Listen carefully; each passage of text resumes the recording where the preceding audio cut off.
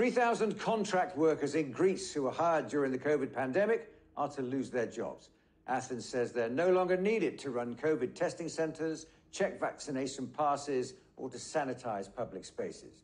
Our correspondent, Evangelos Ipsas, reports.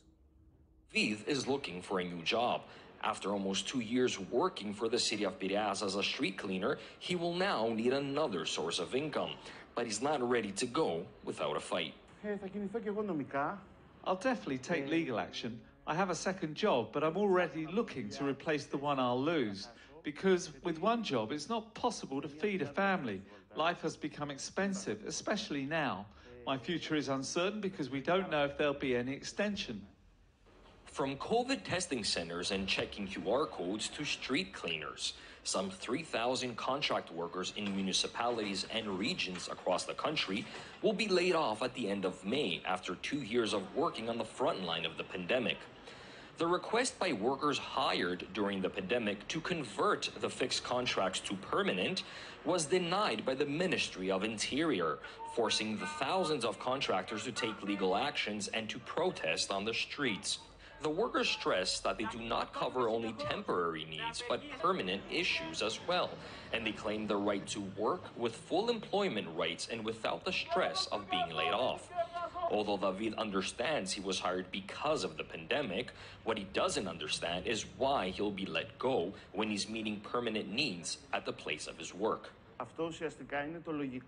That's the logical thing to say. I signed a contract, it came to an end, and now I leave. But most of the regions and municipalities have told us that we cover fixed and permanent needs, with many mayors coming out in public and stating that we really need these workers.